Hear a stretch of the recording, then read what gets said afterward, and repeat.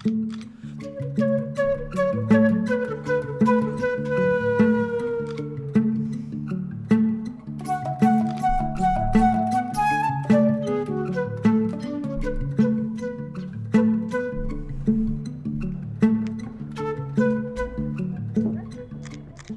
again in La Paz, but specifically in El Alto at 4,150 meters altitude. I've been here for the last month, so I'm pretty acclimated to the altitude.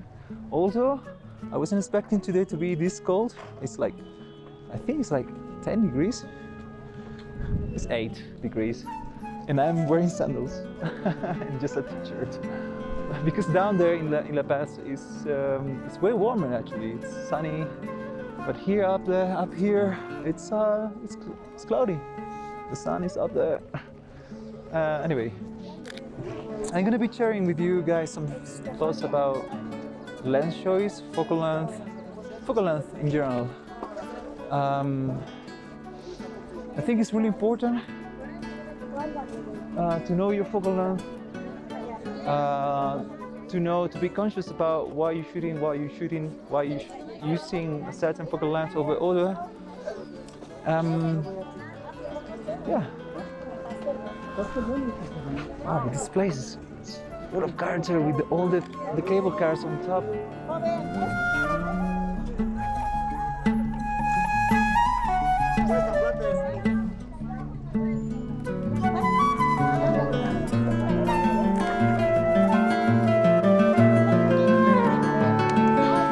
I don't shoot prime lenses because they tend to be sharper or lighter than zoom lenses. Actually, I have 18-55 Fujinon, and it's super light and it's super sharp as well. I use it for video, and it's still sharp even though I attached a ZINE bloom. So why prime lenses? I shoot prime because they tend to give, or they give a certain look to your shots, and you get some consistency throughout your work. If you see my shots, almost all of them I shoot either with a 28, 35 or 50, and that gives some sort of consistency to it. So maybe when someone looked at my work or looked at some photo and can recognize that the photo is actually taken by me.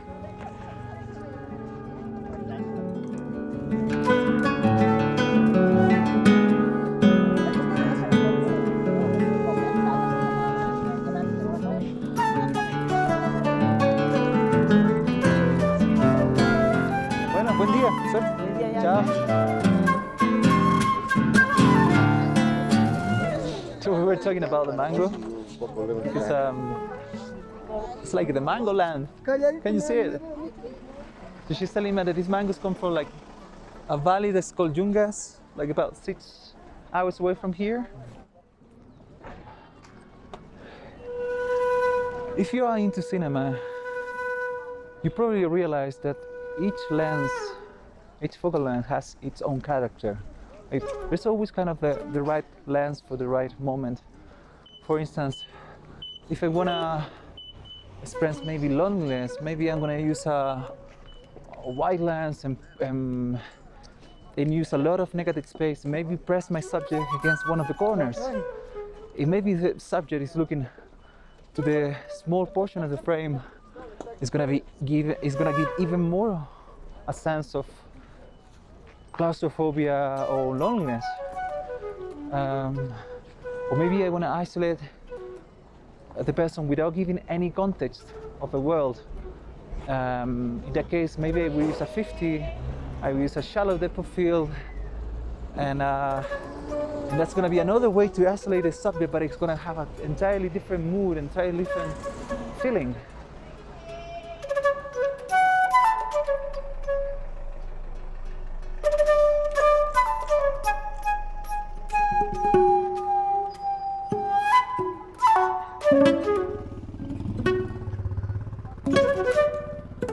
Cinema is a great source of inspiration for me. I think through cinema, I'm getting to understand how each focal length relates to the scene, relates to the...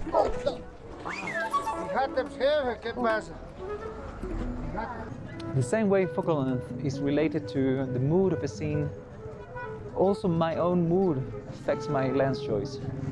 Sometimes I feel distant. Sometimes I don't feel like getting close to people in order to get layer shots.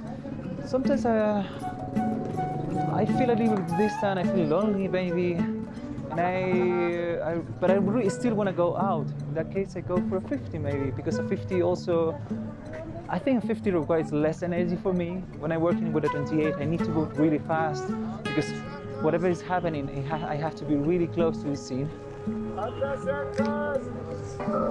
There are days where I'm gonna have a really bad day or a really tough day, very busy, and I don't feel full of energy, but I still gonna go out and shoot. Those days I think I tend to choose a 50 because it lets me rest. It's easier to compose with a 50. It doesn't take so much energy from me.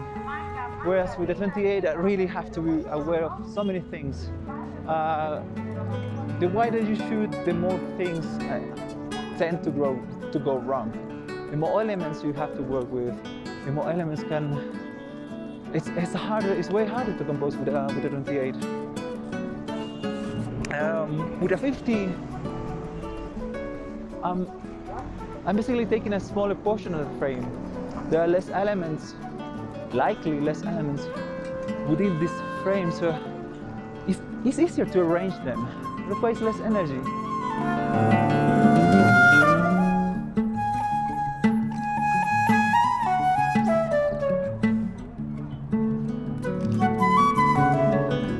I think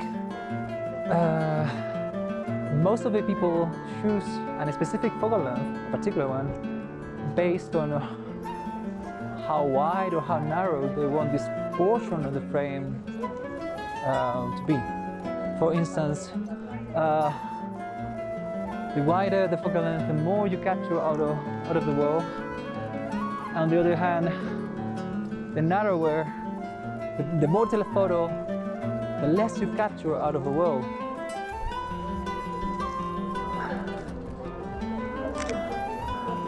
But in my case, I base more my decision thinking of the compression. When you take a telephoto, you start zooming in. One of the first things that comes to the mind when that changes is you're getting more narrow or wider. But when you're zooming in, also everything is getting kind of squeezed together. And this is what I'm always looking for. In this case, in the past, I want this background to be more prominent. If I shoot all the time with the 28, everything that is on the background is gonna look way too far away, and it's not gonna have like importance on the shot.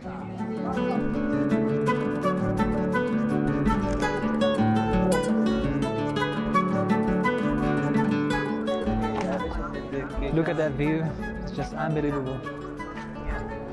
So many people, so many souls living there.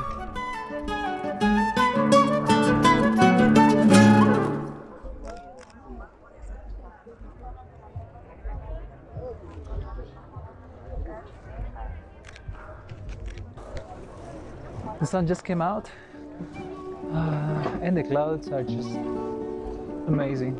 Honestly, just amazing. Also, this is man with a very beautiful hat.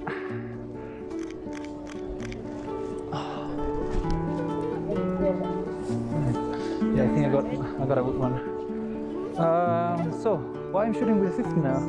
Because I want these clouds in the background to be present in the shot, or this depth over here.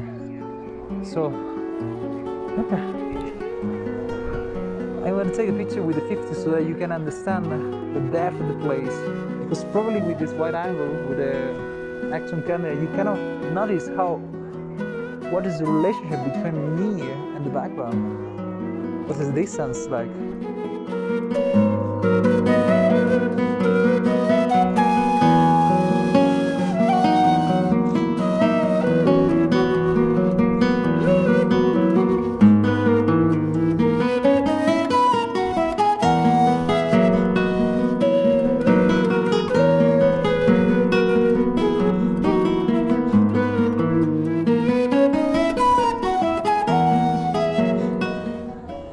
share a story with you. I remember once, during my photography journey, I started with a 50, I remember. A 50 on a crop sensor, which is more like a 75. 75 millimeters, it's super narrow, so it was kind of hard to take photos with it. And then I remember I got once a X100 S. So then I moved to the south of France, and I remember the streets in Nice and Grasse are very narrow. So I was feeling like I needed a wider focal length. I was always feeling like a little bit kind of, the place was too tight, and I wanted to step back a little bit, but I never had enough space to step back. So that was the moment when I bought the wide-angle converting lens for my Fuji X100S, and it really worked. And then I was feeling so comfortable shooting with a 28. And then when I went to Morocco, in the same, I was all the time switching between a 28 and 35, and I always felt that the 28 was much better for me. But now here in La Paz, I cannot express this city using a 28. I mean, in its total wider range of things that can happen here. Of course, I use the 28 when I'm down the market and I want to take photos of people in the market, but here I just feel like the perfect focal length for this city is a 50. It's the only one that can help me to express the depth, the compression, the layers, the distance, the relationship between the background and the foreground. So my advice is, let the environment guide you. Let the environment tell you what to use. Don't just use your focal length and then really stick with it all the time. Maybe the environment needs something else. Maybe sometimes one needs to be a little bit more flexible when it comes to the focal length. And I know it's a hard decision because when you buy a focal length, you buy one of them based on the decisions of what you like to shoot and so on. But in my case, I always go around with 28 and 50. I think it's two lenses. It's not a big kit, but it really kind of, I can take 95% of the photos I want with these two lenses.